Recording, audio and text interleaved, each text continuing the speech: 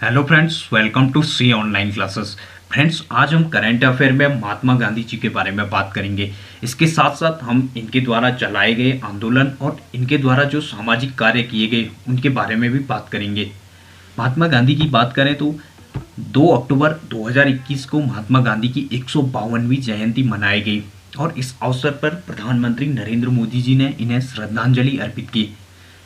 इसके अलावा महात्मा गांधी की बात करें तो इनका जन्म 2 अक्टूबर 1869 को पोरबंदर गुजरात में हुआ और इनके पिता की बात करें तो करमचंद गांधी और माता पुतलीबाई थी। इसके साथ साथ इनकी जो वाइफ थी वो कस्तूरबा गांधी थी और इनके 4 पुत्र थे, जिसमें हरिलाल मोहनदास गांधी, मणिलाल गांधी, रामदास गांधी और देवदास गांधी थे। इसके अलावा महात्मा गांधी एक प्रसिद्ध वकील, राजनेता, सामाजिक कार्यकर्ता और लेखक थे, जिन्होंने ब्रिटिश शासन के विरुद्ध भारत के राष्ट्रवादी आंदोलन में महत्वपूर्ण भूमिका निभाई। इसके साथ साथ दक्षिण अफ्रीका में उन्होंने जन आंदोलन की एक नई पद्धति यानी सत्याग्रह की स्थापना की और इसके साथ नस्लवादी शासन का सफलतापूर्वक सामना किया। इसके अलावा सत्याग्रह के विचार के तहत सत्य की शक्ति और अहिंसा के साथ सत्य की खोज की आवश्यकता पर बल दिया गया और विश्व भर में गांधी जयंती के अवसर पर 2 अक्टूबर को अंतर्राष्ट्रीय अहिंसा दिवस हर वर्ष मनाया जाता है। इसके अलावा अहिंसा और अन्य गांधीवादी तरीकों के माध्यम से सामाजिक, आर्थिक और राजनीतिक परिवर्तन लाने के लिए प्रतिवर्ष गांधी शांति पुरस्कार प्रदान किया जाता है। गांधी शांति पुरस्कार की बात करें तो इसकी शुरुआत 1995 में महात्मा गांधी की 125वीं जयंती पर इसकी शुरुआत हुई और पहले व्यक्ति तंजानिया के राष्ट्रपति जूलियस नायरेरे थे, जिन्हें गांधी शांति पुरस्कार से सम्मानित किया गया और 6 फरवरी 2020 को डॉक्टर NS धर्मसत्तू को गांधी शांति पुरस्कार से सम्मानित किया गया। गांधी शांति पुरस्कार की पुरस्कार धनराशि की बात करें तो इसकी पुरस्कार धनराशि 1 करोड़ रुपया है। नेक्स्ट हम महात्मा गांधी की दक्षिण अफ्रीका से भारत की वापसी के बारे में बात करेंगे। महात्मा गांधी जी 9 जनवरी 1915 को दक्षिण अफ्रीका से भारत लौटे और भारत के विकास में प्रवासी भारतीय समुदाय के योगदान को चिन्हित करने हेतु प्रतिवर्ष 9 जनवरी को प्रवासी भारतीय दिवस का आयोजन किया जाता है।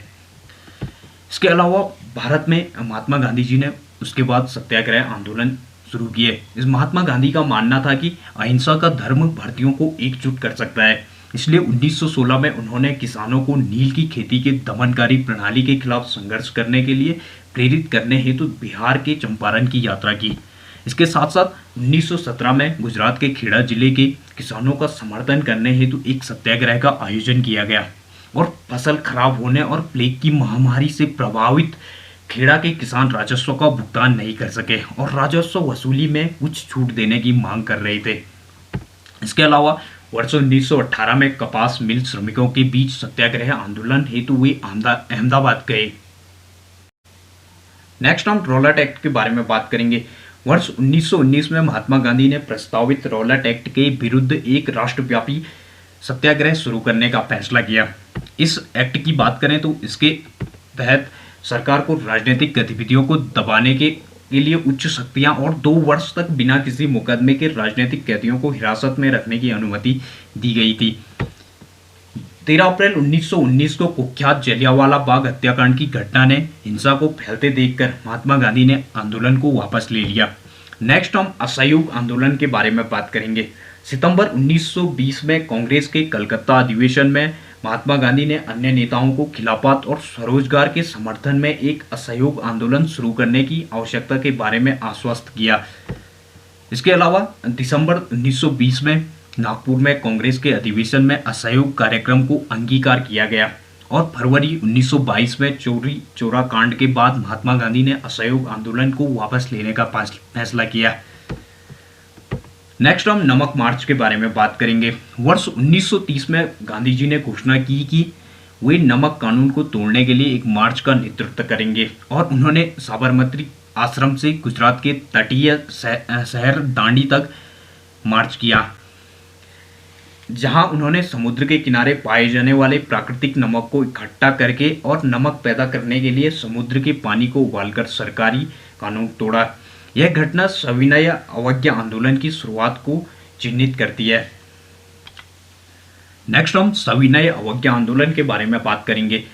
सविनय अवज्ञा आंदोलन नमक कानून को तोड़ने के लिए चलाया गया और वर्ष 1931 में महात्मा गांधी जी ने गांधी इरविन संधि को स्वीकार कर सविनय अवज्ञा आंदोलन को समाप्त किया और भारतीय राष्ट्रीय कांग्रेस के एकमात्र प्रतिनिधि के रूप में लंदन में दूसरे गोलमेज सम्मेलन में हिस्सा लेने के लिए सहमत हुए।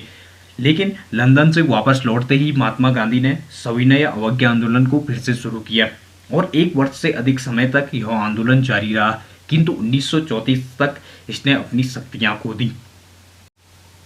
नेक्स्ट हम भारत छोड़ो आंदोलन के बारे में बात करेंगे। द्वितीय विश्व युद्ध के प्रकोप के साथ भारत में राष्ट्रवादी संघर्ष अपने अंतिम महत्वपूर्ण चरण में प्रवेश कर गया, जिसकी वजह से क्रिप्स मिशन की विफलता और भारतीयों को सत्ता हस्तांतरित करने संबंधी ब्रिटिश अनिच्छा उच्च ब्रिटिश अधिकारियों द्वारा हिंदू और मुस्लिमों के बीच कलह को बढ़ावा देने वाली रूढ़िवादी सांप्रदायिक ताकतों को दिए गए प्रोत्साहन ने गांधी जी को वर्ष 1942 में तत्काल ब्रिटिश वापसी की मांग करने के लिए प्रोत्साहित किया, जिसे बाद में भारत छोड़ो आंदोलन के रूप में जाना गया। नेक्स्ट हम महात्मा गांधी के द्वारा किए गए सामाजिक कार्यों के बारे में बात करेंगे। महात्मा गांधी तथाकथित अछूतों के उत्थान के लिए भी महत्वपूर्ण कार्य किए। अछूतों को इन्होंने एक नया नाम दिया, हरिजन, जिसका अर्थ होता है ईश्वर की संतान।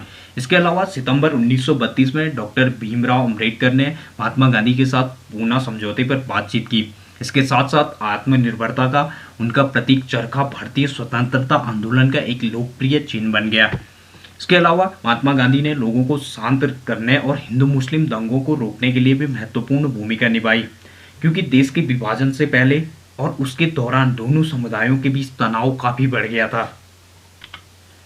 इसके साथ साथ वर्ष 1942 में महात्मा गांधी ने महाराष्ट्र के वर्धा में हिंदुस्तान प्रचार सभा की स्थापना की और इस संगठन का उद्देश्य हिंदी और उर्दू के बीच एक संपर्क भाषा हिंदुस्तानी को बढ़ावा देना था।